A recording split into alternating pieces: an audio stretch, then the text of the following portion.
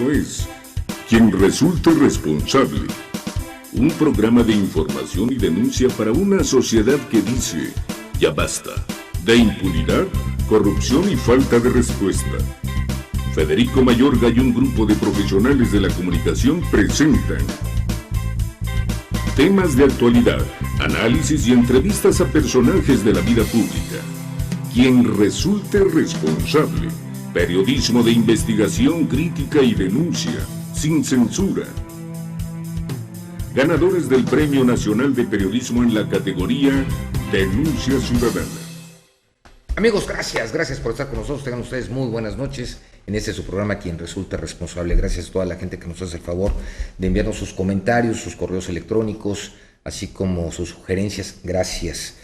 Y Carlitos Félix, pero tenemos aquí una dama de honor que había acabado de venir, bueno, ya está aquí, la magistrada presidenta Nadia Luz Lara Chávez, presidenta del Tribunal Superior de Justicia del Estado de Morelos. Muchas gracias, Federico. Gracias, Carlos. Bienvenida. Por la invitación. No, es que la invitación siempre la has tenido, lo que pasa es que ya... El tiempo no alcanza. No, bueno, las actividades propias del cargo no permiten a veces que la agenda se abra. ¿Y la ciudadanía qué? Informamos de todas maneras. No. Recibe mucha gente y me consta, ¿eh? ¿Mandé? Constantemente está todo el tiempo dando audiencia, recibiendo, saludando, participando, supervisando y otros andos también.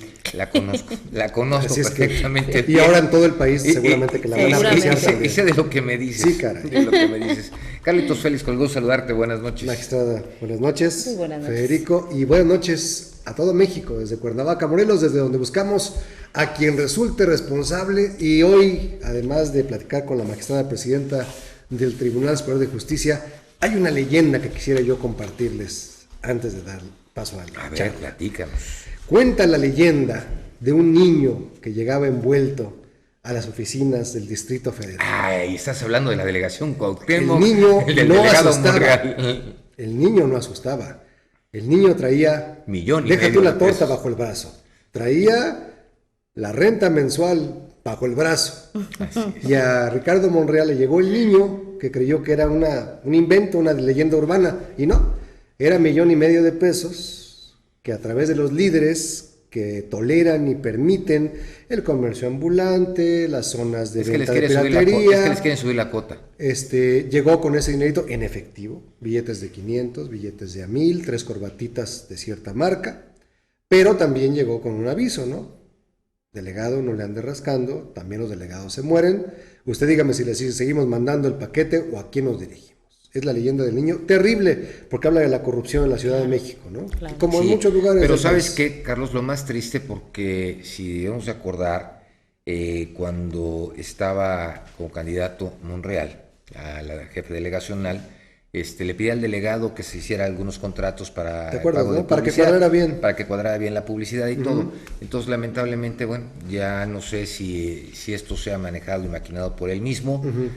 La situación es que, tristemente, la situación es grave. Ahora, me llama la atención que él informara que como ese dinero es de dudosa procedencia, le llegó a su oficina, la va a ingresar a tesorería bajo el concepto de recursos no especificados. Se me hace que está raro el procedimiento, ¿no? Pero bueno, eso allá en la capital del país. Nada más quería contar la leyenda del niño, que no tiene nada que ver con las tormentas tropicales y el calor. No. Es otro niño, es una leyenda. Si lo ve, córrale, ¿eh? Bueno, pues fíjate que tengo que también lamentablemente comentarte que en Ecatepec, Estado de México, en un fraccionamiento, pues tienen en la calle Playa, Copalita, y esquina con Josefa Ortiz. Obviamente pues está la alarma vecinal. Entonces se percataron que había unos delincuentes en el interior de un domicilio. Sonó la alarma vecinal, salieron los vecinos y los delincuentes se percataron, salieron y vieron a 5 de los vecinos que habían salido para atraparlos.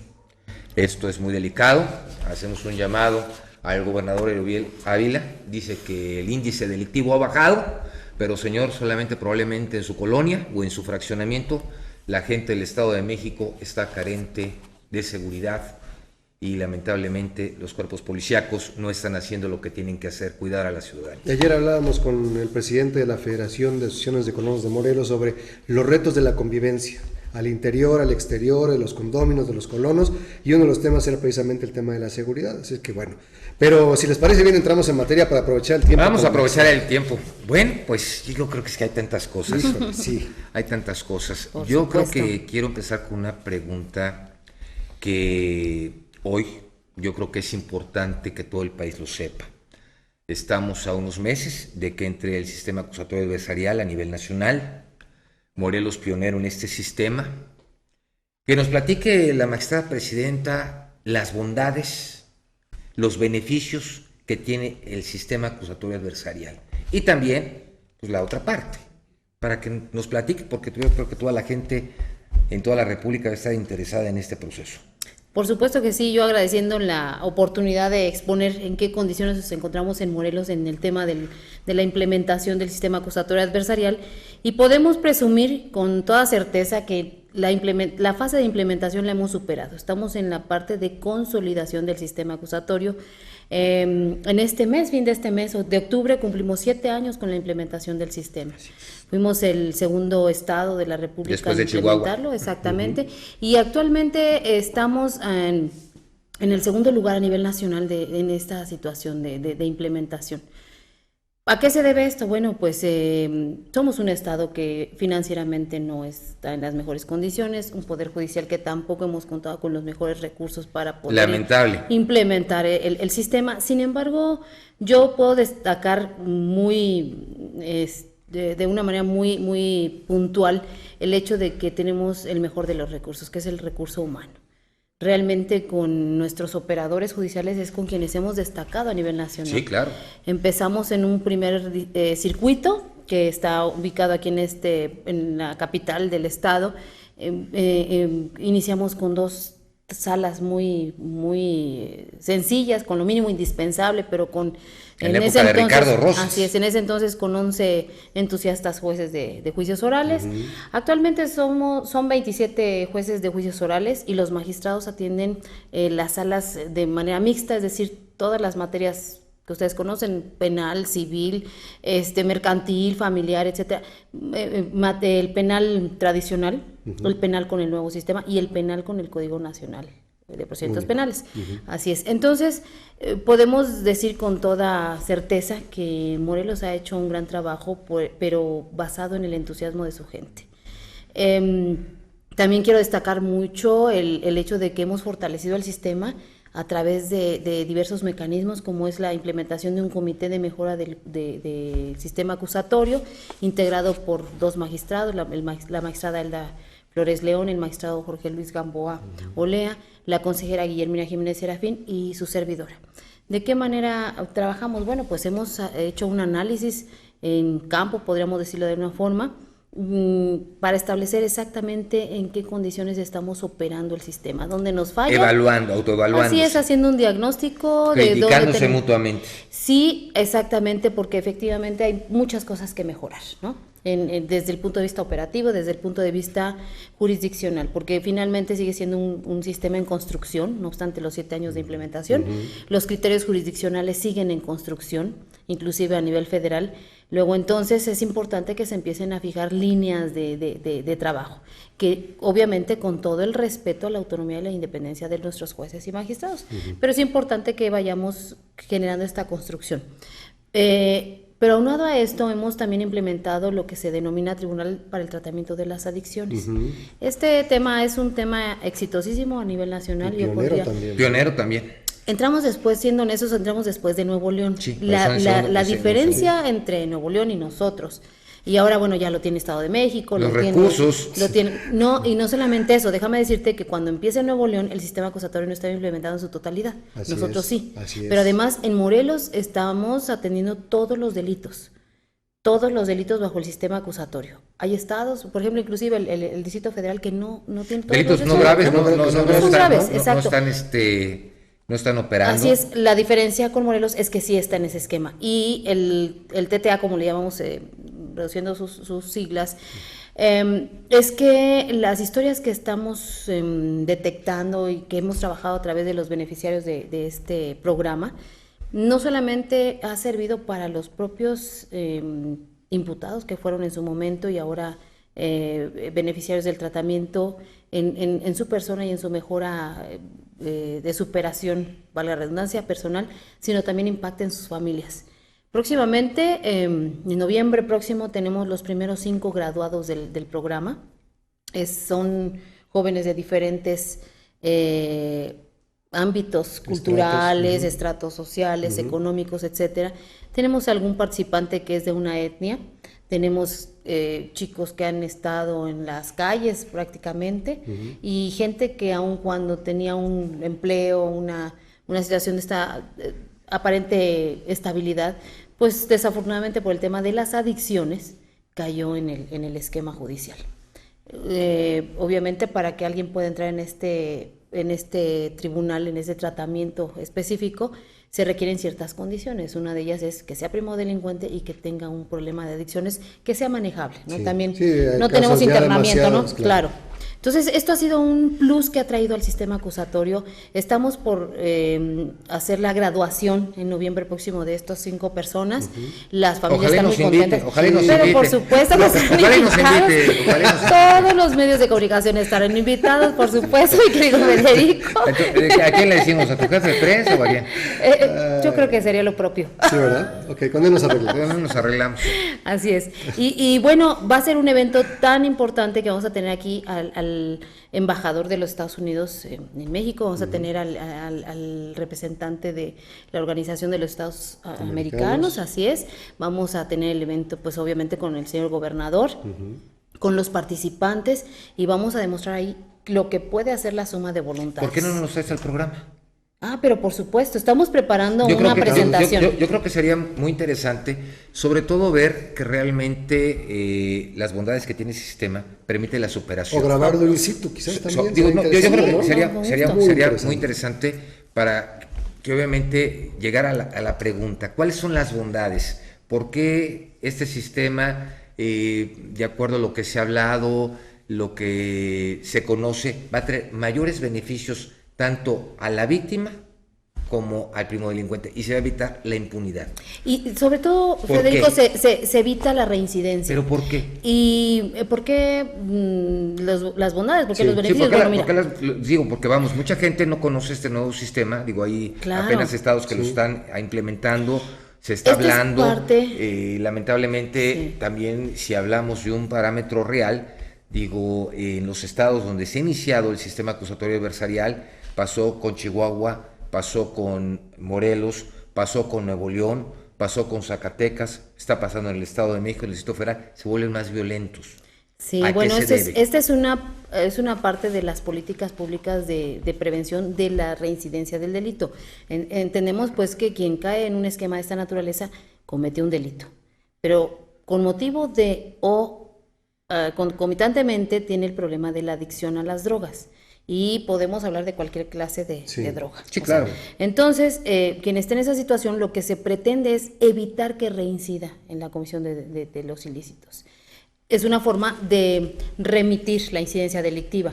Nosotros no podemos hacer políticas públicas de prevención de las adicciones. Eso no es nuestro campo. Ni en cuanto a la delincuencia. Así es, pero dentro de la administración de justicia lo que podemos hacer es mejorar las condiciones de vida de las personas. Y este es justamente el tema. A quienes están participando en el sistema se les da un apoyo médico, es decir, cada semana se les toman exámenes antidoping para verificar que se mantienen limpios, decirlo coloquialmente, limpios. Toman terapias psicológicas individuales, grupales, familiares, de ahí que te decía yo que hasta la familia misma se ha involucrado en los temas de una manera maravillosa.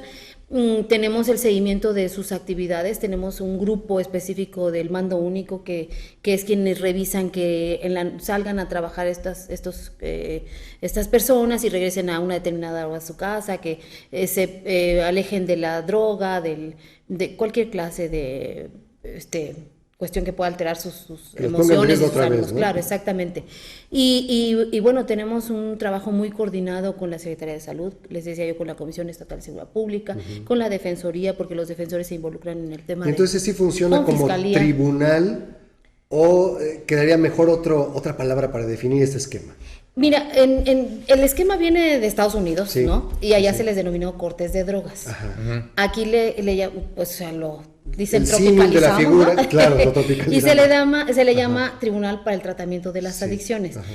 Y este es podríamos decir que un nombre, porque la realidad es que no existe una estructura. No existe una estructura. Ajá. ¿Quiénes ejercen esta función? Nuestros propios jueces. Sí. Se prepararon a 2 jueces, estamos por preparar el tercero para que tengamos un juez del TTA en cada uno de nuestros 3 circuitos. Es un juez que ya es juez de control, juez de juicio oral, juez de ejecución de sentencias y ahora también del TTA, ¿no? O sea, en una sola persona se cubren todos estos esquemas. Y gana, por el tema presupuestario. Y gana por cada cosa. No, ese es el tema. Hay que subirles el sueldo a los jueces. Si tuviéramos más presupuesto, seríamos los primeros. Bueno, la 50ª. Pero déjame decirte que Tercera legislatura, pues ya, por favor, suelten el presupuesto para el tribunal ya autónomo. Se van a lucir con nosotros, aumentando el presupuesto. Pero bueno, déjame lo importante decirte es que sea ya autónomo el presupuesto del tribunal. Déjame decirte que la gente está muy entusiasmada porque hay gusto por lo que se hace, hay una vocación por la administración de justicia y eso es importante también, porque puedes tener los mejores sueldos, pero si no hay voluntad de hacer las cosas, no se hace nada. Para efecto de que esto funcione, se requiere del trabajo de muchas personas. Es todo un equipo multidisciplinario para atender a uno por uno. ¿Y crees que con esto existe? Claro, si se mejoran las condiciones económicas, obviamente sí, pero es mucho lamentablemente, mejor. pero hay un tabú y hay algo que es real. Lamentablemente se habla. Y la confianza que hay para la administración de justicia y la procuración de justicia, lamentablemente la gente hoy desconfía de ustedes. De todo el sistema. De todo el sistema en general. Desde la policía hasta el último grado de la reinserción. Claro, yo creo que hay un tema de confusión de competencias, ¿no? Porque en alguna ocasión estábamos, me comentaron, ¿no? Que había gente en una sala de audiencias y dijeron, es que el gobierno... es muy amplio y muy abstracto, exacto, ¿no? Entonces, a veces no se distingue a quién corresponde el tema de la prevención del delito, a quién corresponde el tema de la investigación de los delitos, a quién corresponde la administración de la justicia, es decir, la aplicación el debido proceso y la aplicación de sanciones, y a quién corresponde la ejecución de esas sanciones, ¿no? No hay esa distinción en el público en general, podríamos decirlo. Lo que ha faltado es una socialización del sistema. Por supuesto que eso implica costos, implica, un desgaste, se puede decir, pero es natural, también hay que entenderlo. Recordemos, en una novedad. Sí. No obstante, todavía, 7 años, sigue siendo una novedad. Sí. Entonces, es poco a poco que la gente se va a ir involucrando y conociendo cuál es el sistema y a quién le corresponde qué cosa, ¿no? Por eso mi primera pregunta era de las bondades que tiene todo el sistema de justicia acusatoria adversarial para la gente de los estados de la República que no conocen ese sistema. ¿Cuáles son los beneficios de este sistema al anterior? ¿Me lo dices después del corte? Con gusto. Vamos a corte, continuamos aquí en Quien Resulta Responsable. Nuestros teléfonos aparecen en pantalla, correo electrónico, súmense con nosotros en Twitter y continuamos.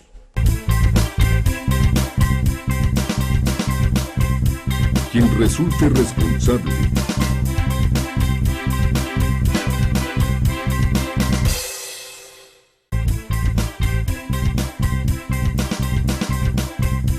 Quien resulte responsable.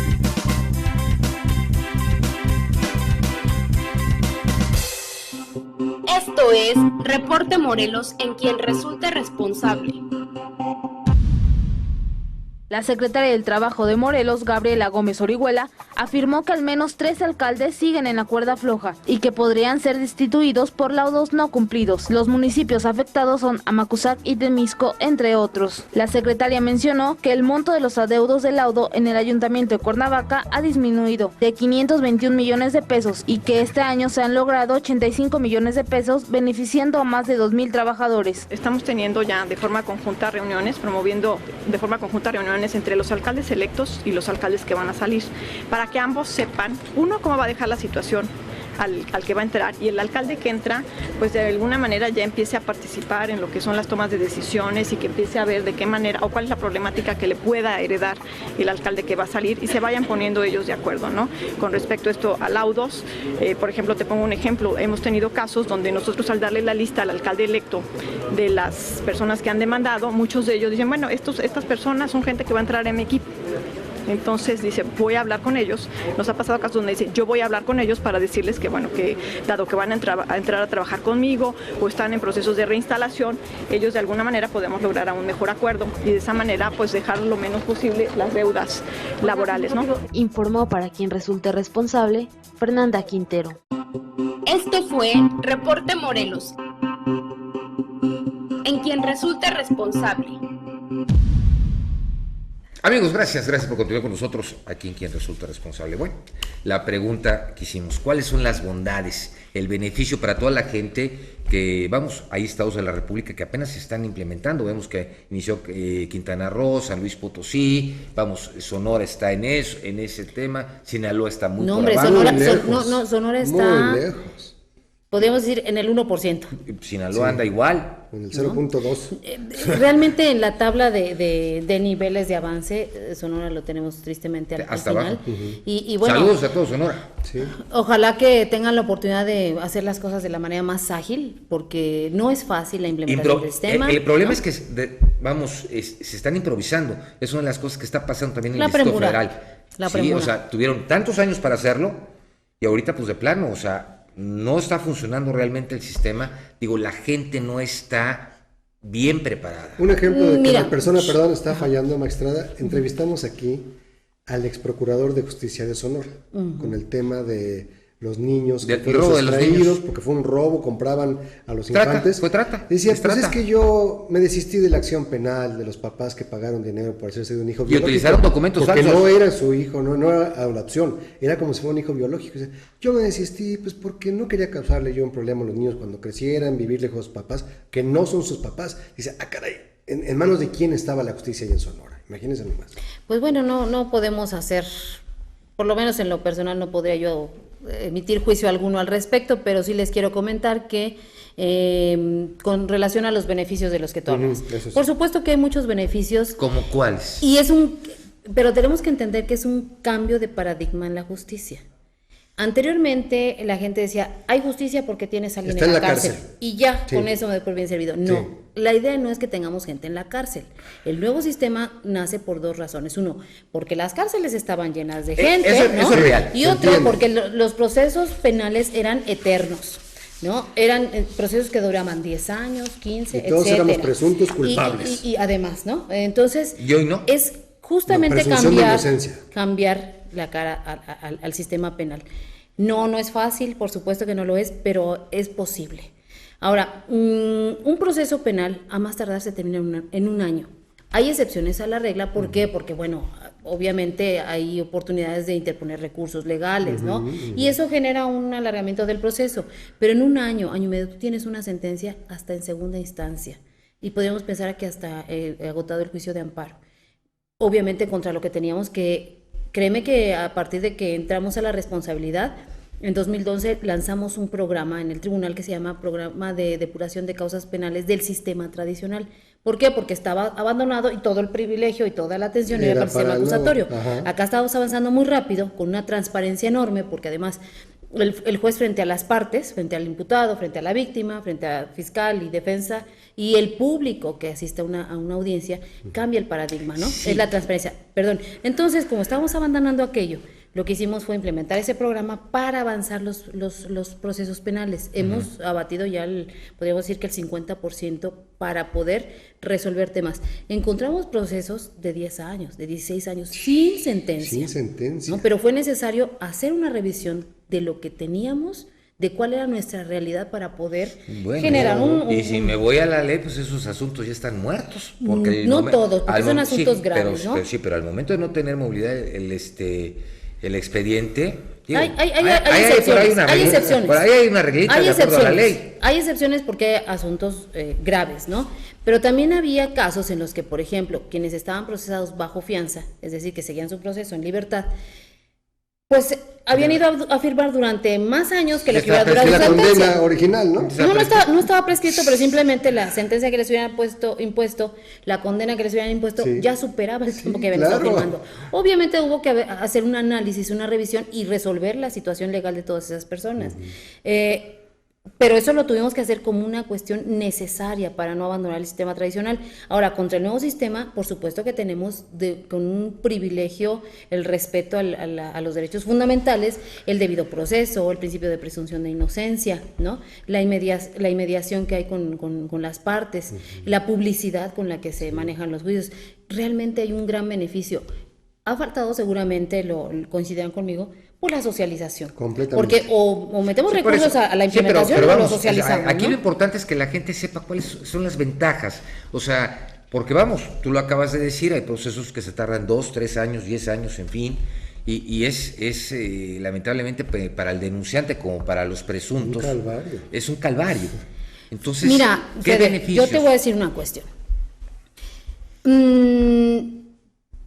Si le queremos ver lo negativo a todo, pues claro que lo va a tener. ¿Cuál es el beneficio? La víctima, pues obviamente ya sufrió un evento negativo en su esfera de derechos.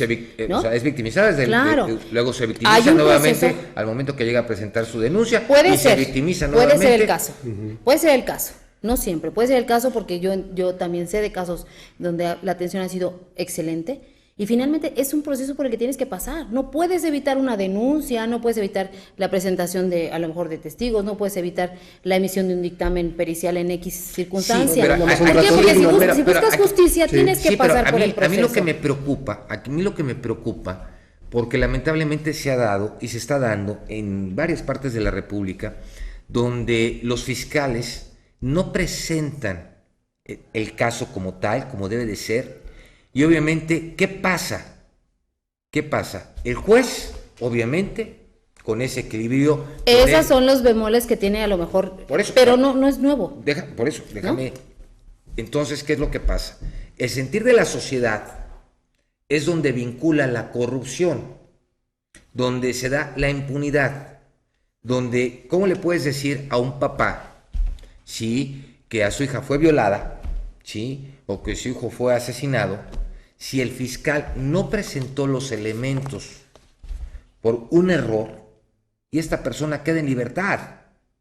Entonces, vamos, tiene esas bondades porque hoy el sistema, obviamente ante todo lo que es garantista, ¿de acuerdo? Tanto para el presunto como para la víctima. Pero si el fiscal no presenta cada uno de los elementos que tiene que acompañar dentro de la carpeta, el juez tiene que tomar una decisión. Y no es que el juez sea corrupto, ¿de acuerdo? No tiene los el juez elementos. está cumpliendo con la normatividad. Claro, el juez pero ¿qué le dices a la víctima? Ese es un tema diferente. ¿Por qué? Porque es ahí donde hablaba yo hace rato que hay que distinguir a quién nos toca. Sí, pero aquí, eso ¿no? es importante que sepa la gente. Pero sí, por supuesto que es importante que lo sepa, pero también es importante que se distinga el nivel de responsabilidades. Eso voy. Tradicionalmente, por decirlo de alguna manera, se dice, ¿no? Es que el juez es el responsable de que se quede en libertad de X o Z persona. Y se dice todavía. Y se dice, pero hay que distinguir, porque a veces se hacen juicios a priori, ¿no?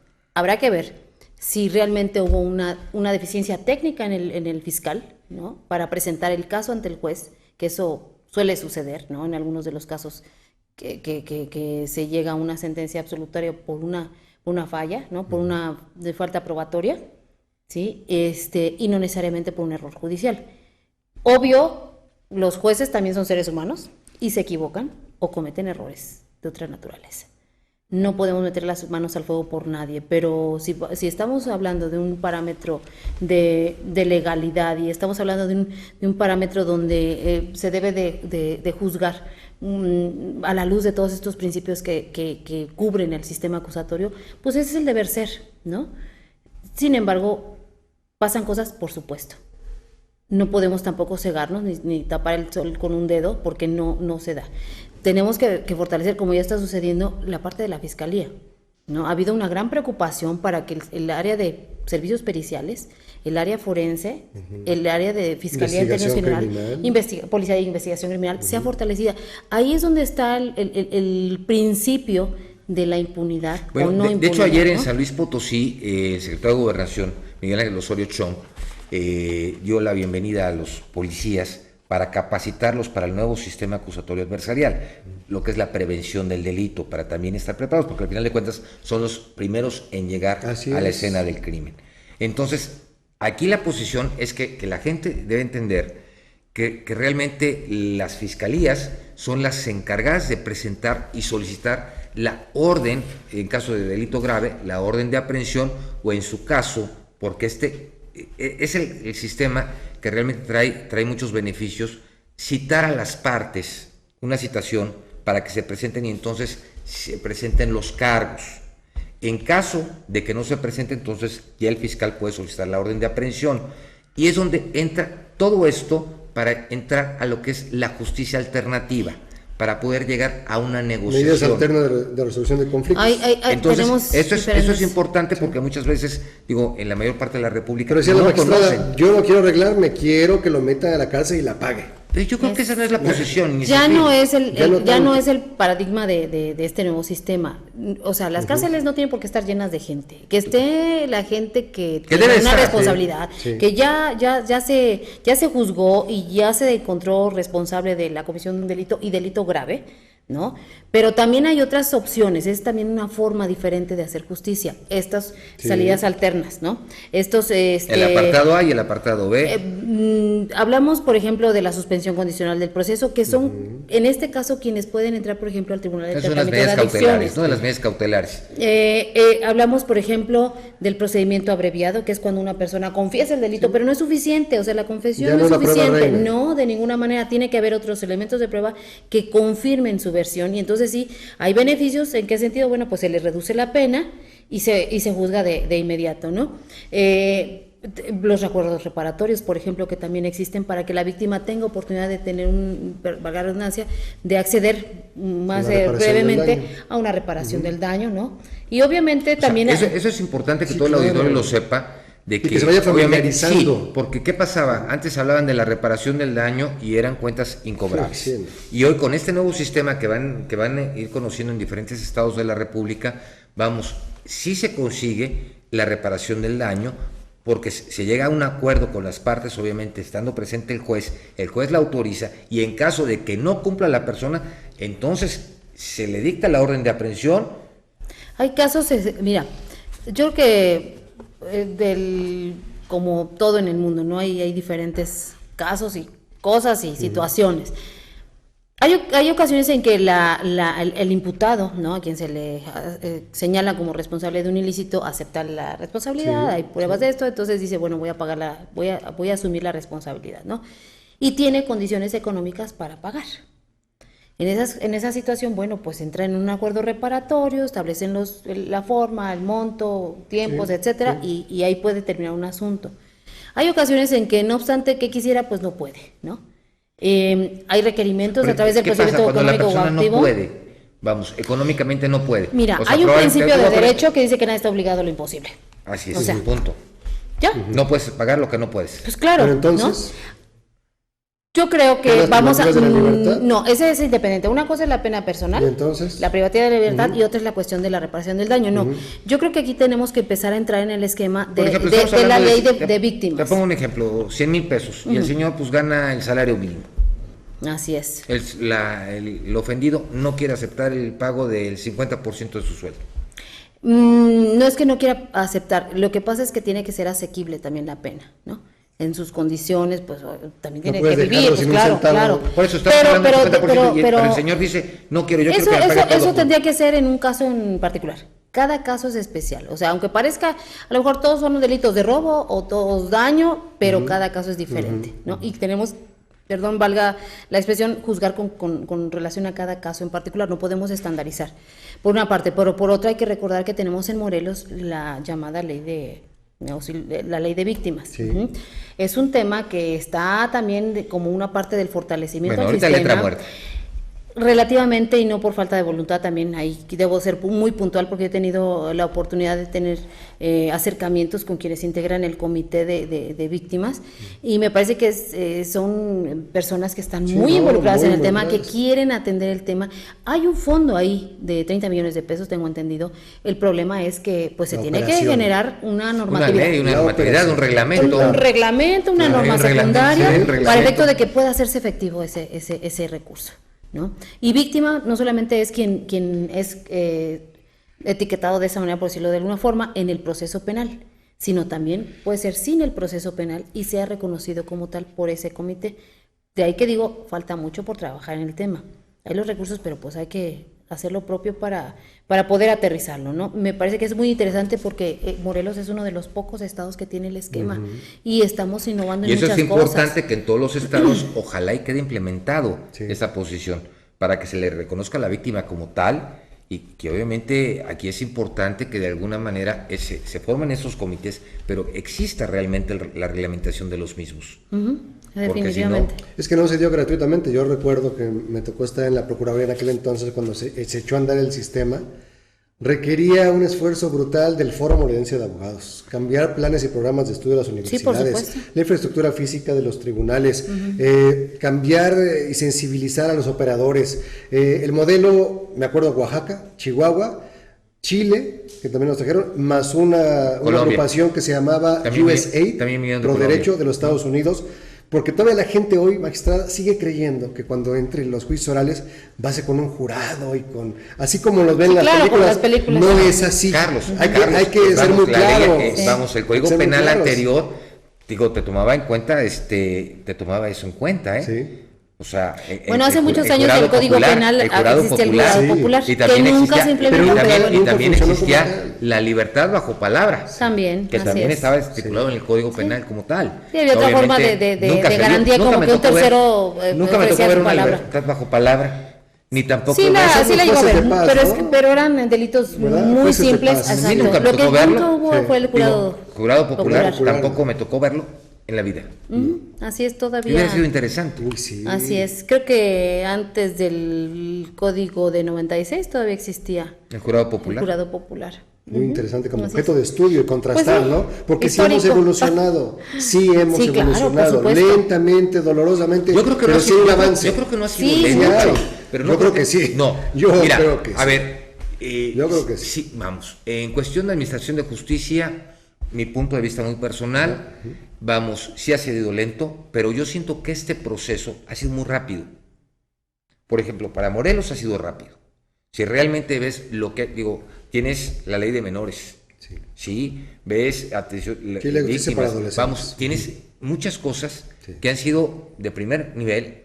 Mira, déjame que han sido copiados. Reforzar lo que tú comentas. Por ejemplo, Morelos es el único estado que tiene un tribunal unitario de justicia para adolescentes. Es el único esquema. En otros tribunales tienen salas especializadas o jueces especializados en adolescentes, no tribunales. Como tal. Tenemos también la unidad de medidas cautelares. Que esa fue una novedad en Morelos y que perdió hasta a nivel latinoamericano, ya la copiaron, de hecho ya sé que ahora ya se replicó, pero ese es un modelo auténtico de Morelos. Nació del SEMPLA a esto ya es otra cosa, del tutelar para menores, que era terrible, ya es otra cosa. Te portas mal, te llevo el consejo tutelar. Exacto, y la unidad de medidas cautelares pues es un gran apoyo para nuestros jueces, porque en el momento que tienen que emitir una medida cautelar, sea para que estén en una forma diferente a la prisión preventiva, tienen que tener todos los elementos de la persona a la que le van a conceder esa medida cautelar y evitar en la medida de lo posible evadan la acción de la justicia. Las personales que están en el apartado pero además la gente se haga responsable de su proceso y vemos que efectivamente la gente regresa a sus audiencias. No obstante que puedan tener miedo de que sean reaprendidos, no obstante que su proceso cambie, la gente se está haciendo responsable. Entonces, eso es una gran ventaja, es un gran avance en una forma de es la libertad, la libertad. O sea, no pueden agarrar y jugar con su libertad, ¿no? Pero la gente regresa. Quien está procesado regresa a sus audiencias. Como se está generando un sentido de responsabilidad, de un gran sentido de civismo. Entonces, eso es también una de las partes que debemos de resaltar del sistema, ¿no? Aparte de pues la agilidad, la inmediación, la publicidad, todas esas cuestiones, la transparencia que existe en el sistema. Si me permiten, vamos un corte y continuamos aquí platicando con la magistrada presidenta Nadia Luz Lara Chávez, presidenta del Tribunal Superior de Justicia del Estado de Morelos. Continuamos. Quien resulte responsable.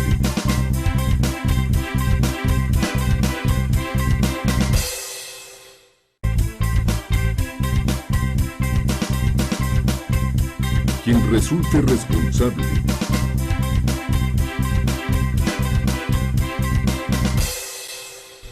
Amigos, gracias por continuar con nosotros. Es que, digo, aquí platicando con Nadia, digo, además, pues a mí me tocó vivirlo, me tocó vivir este procedimiento.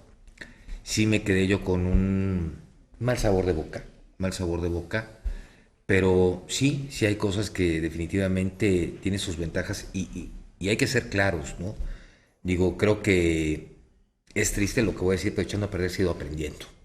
Sí, se ha ido aprendiendo y se ha ido aprendiendo de los errores que han cometido los otros estados.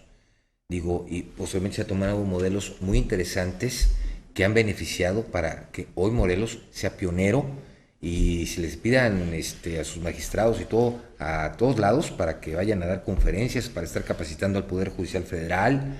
Entonces yo creo que eso es importante. Entonces yo creo que hay una buena semilla en lo que es el nuevo sistema acusatorio adversarial en el estado de Morelos. Claro, fíjate, Federico, un poquito difiriendo de tu opinión, créeme que pues yo por principio de cuentas, como juzgadora que ha sido mi trayectoria y como representante ahora del Poder Judicial, yo diría que se ha hecho el mejor de los esfuerzos, pero también como lo refería yo hace rato, no puede uno meter las manos al fuego por nadie, porque puede, en el caso del error judicial es eso, es un error, ¿no?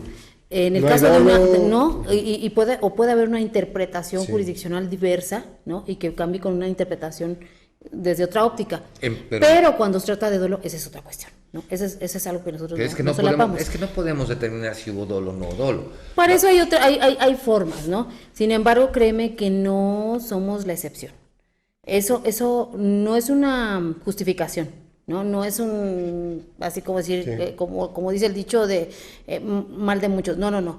En el caso, sucedía en el sistema tradicional, sucede en este sistema y va a seguir sucediendo. Y Morelos no es la excepción tampoco.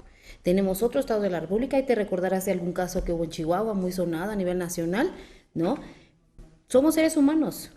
Sí. De la magistrada. Somos seres humanos, o sea, dicen de verdad. Que el buen juez por su casa empieza. ¿Qué pasa cuando se detecta una irregularidad? Se habla mucho del Consejo de la Judicatura, de una figura que sí funciona, que no funciona, que está rebasada, que son los mismos, que se protegen. ¿Cuál es la realidad? Yo le preguntaría, magistrada. Y yo te comentaría al respecto que también tristemente hay mucho desconocimiento de lo que pasa en el Consejo de la Judicatura, porque ha habido quienes se han atrevido a decir que desaparezca el Consejo de la Judicatura. No, o sea, no se conoce la naturaleza del Consejo de la Judicatura, no se conocen los alcances, la trascendencia que tiene el Consejo de la Judicatura, porque el Consejo de la Judicatura no está solamente para sancionar jueces, para investigar y sancionar jueces. Gracias al Consejo de la Judicatura es que podemos manejar un presupuesto, es que podemos crecer en infraestructura, es que podemos mejorar la capacitación a todos los operadores judiciales, es que podemos implementar proyectos como el TTA, proyectos como Central de Actuarios, proyectos como la mejora, el Comité de Mejora de Juicios Orales. Actualmente acabamos de autorizar y ya está en funciones la Unidad de Igualdad de Género y Derechos Humanos. Es una cuestión que no teníamos. Sí. O sea, la importancia del Consejo es mucho más allá de lo que se piensa. Que hay en el tema de las quejas, pues sí, no todas han sido procedentes, pero también hay quejas que se presentan como medio de presión. O sea, yo podría decir, del 100% de las quejas, el 80% son en esos términos, o quejas que no se prueban. A lo mejor no como presión, pero finalmente se hace una queja y se deja ahí. En el tema de las responsabilidades, sí ha habido responsabilidades, sí hemos suspendido jueces, pero sí hemos... ha suspendido. En mi administración ha habido suspendidos por cuestiones serias. Y déjame decirte que también, como cualquier justiciable, se han ido al amparo, o se han promovido los amparos correspondientes. Pero ha habido jueces que también han sido destituidos, ha habido jueces que también han sido perseguidos por la propia acción de la justicia. Ha habido quienes se les ha emitido una orden de aprehensión. Y dime, ¿a qué magistrado? Bueno, ¿dónde están las denuncias? ¿Dónde están las pruebas? El Consejo de la Judicatura. El Consejo de la Judicatura no podría... porque están a la par. Pero déjame decirte que tenemos fuero. Y si hablamos de fuero, el procedimiento cambia. Hay que irnos a un procedimiento, un juicio de procedencia. Sí, claro, juicio de procedencia como tal. Pero obviamente primero tienes que probar que existe una conducta ¿Es bueno que ilícita. que los magistrados tengan fuero? Yo creo que sí.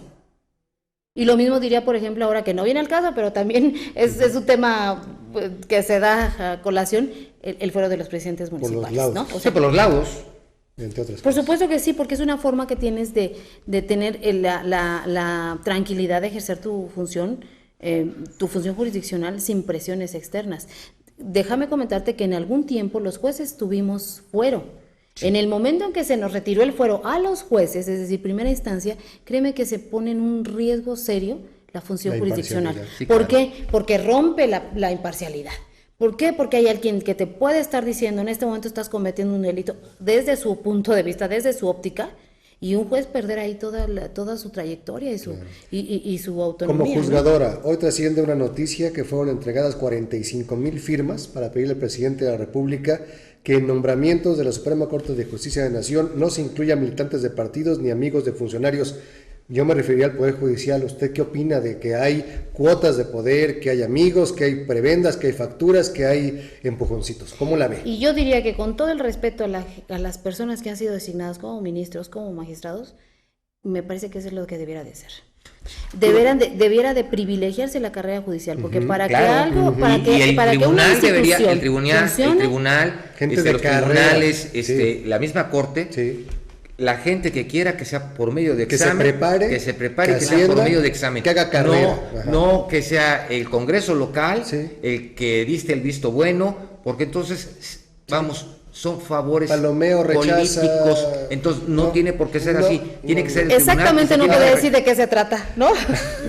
Yo sí puedo decir. Sin embargo, creo que no es lo mejor. No. ¿Por qué? Porque no hay una competencia sana, así es, ¿no? No es sana. Porque hay quienes tienen muchos años ya como juzgadores, quienes tienen toda la experiencia, la preparación académica, la probidad, la ética, etcétera, y no tienen la oportunidad de acceder a un cargo tan honroso. Así es. Y lo puedo yo decir, perdónenme el que lo haga de esta manera, pero lo puedo decir yo desde mi experiencia. Cuando tuve la oportunidad de ser juzgadora, accedí a ese cargo a través de un examen de oposición.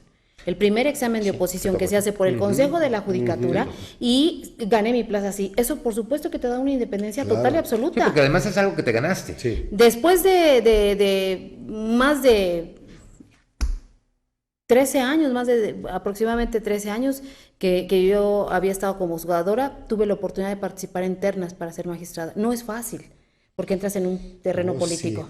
Sí. ¿no? Ese es el punto donde no debe haber una posición donde tengas que tocar el terreno político. Entiendo el equilibrio de poderes, pero creo que tendremos que ya entrar en un esquema diferente. ¿Por qué? Porque hay estados de la República en donde también hay exámenes de oposición aunado a otras situaciones. Ustedes, los magistrados, por ejemplo, no palomean quién es el presidente de la Comisión de Justicia y Derechos Humanos del Congreso del Estado. No palomean quién es el procurador. No hay equidad.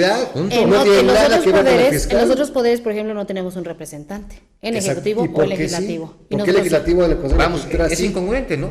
Porque si ellos tienen un representante, ¿por qué? ¿Por qué no? Entonces, que sea el tribunal que mande también un representante del tribunal del Congreso. Un presupuesto propio. O bien, no tenerlo. Yo creo que lo correcto. Cada quien su ámbito, ¿no? Pero es que lo que pasa es que, ¿sabes qué? Volvemos a lo mismo. Son cuotas políticas. Cada quien su ámbito. Entonces, yo creo que esto debe terminar. Porque tiene que darse esa autonomía. En cuanto al yo creo que tiene que haber un cambio de completo. paradigmas también ahí, ¿no? También ahí. Una reestructuración de lo que queremos como Poder Judicial. Pues ojalá y realmente a la 53ª legislatura se les prenda el foco y lo propongan, porque sería muy interesante.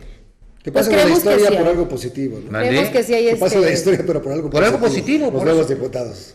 Seguramente así será, así será. Yo he escuchado excelentes comentarios de apoyo, de trabajo conjunto, coordinado, que realmente es lo que nosotros queremos. O sea, no hemos buscado nada más allá que sea para el beneficio de la institución y para lo que hace la institución, que es atender a los justiciables. Hemos querido que nuestra institución se fortalezca con los mejores esquemas, con los mejores perfiles, con la gente mayormente preparada, y que le demos el servicio a la ciudadanía que merece. Una excelente administración de justicia. ¿La ciudad judicial se va a hacer, magistrado? Por supuesto que se va a hacer. Por supuesto que se va a hacer.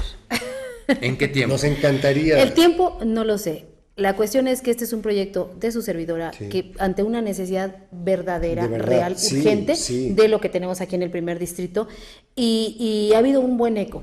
quiero comentarles que con la Universidad del Estado ya tenemos nuestro proyecto arquitectónico, con ellos firmamos ya nuestro proyecto ejecutivo, ya tenemos el dinero que obtuvimos de recursos federales del Fonavit. ¿Qué falta? Estamos trabajando ahorita en todos los dictámenes que se requieren para que nos aprueben nuestro proyecto ejecutivo. Sin embargo, comentarles también que la CETEC, que es la Secretaría Técnica para la Implementación del Sistema a nivel federal, ya nos dispensó un recurso para la primera etapa de la ciudad judicial. Nos faltan los trámites burocráticos que son terribles, ¿no? Pero bueno, hay que hacerlo lo correcto, ¿no? Hay que hacer las cosas como debe de ser. Somos abogados y eso es lo que debemos de hacer. Sin embargo, ya tenemos 64 millones de pesos para nuestra primera etapa. ¿Cuánto va a costar? Tenemos nosotros proyectado un valor de 270 millones de pesos. Obvio, pareciera que 64 no son nada. No, claro. Pero es todo para nosotros. Es el comienzo, sí, claro. Pero si la nueva sede del Congreso está proyectada para más de 500, pues yo creo que para el Poder Judicial merece el apoyo, ¿no? Por supuesto. Y es un tema que en lo personal pues no he de soltar, porque es un proyecto de esta administración, es un proyecto que a estas alturas, de no tener nada más que el puro sueño de tener una ciudad judicial, tenemos proyectos, tenemos recursos, tenemos todo, ¿no? Me acuerdo perfectamente cuando recién fuiste nombrada presidenta, que si lo platicaste, que uno de tus sueños era llegar a tener, la autorización de ese proyecto de esa ciudad judicial, que sería con lo que te sentirías satisfecha al pasar por la presidencia del tribunal. Y bueno, qué bueno, Nadia, que de alguna manera, es algo que estás dejando. Aquí es importante porque no soltar. Sí, porque... ya no me va a tocar poner o estar en la última piedra, pero la primera, por supuesto que sí. La primera sí la pones. Ya están todos los trámites que se necesitan. No, y ojalá Dios nos dé licencia para ese día que se termine llegar y poderlo ver, ¿no? Porque yo creo que para ti, pues, es un hijo. Es un hijo. Por supuesto que sí. Y que ha costado mucho trabajo de la nada. De la nada. De un sueño, pero ahí está la realidad del proyecto. Y esto, pues, obviamente, para las nuevas generaciones va a tener mayores beneficios y eso es lo importante, claro, ¿no? Sobre ahí está el legado, parte del legado. ¿Sabes qué? Sobre todo aprender a cuidar. Sobre todo aprender a cuidar, porque todo eso, obviamente... Ser responsables con lo que tenemos, a partir de lo que tenemos hay que crecer. A veces cuesta trabajo, ¿no?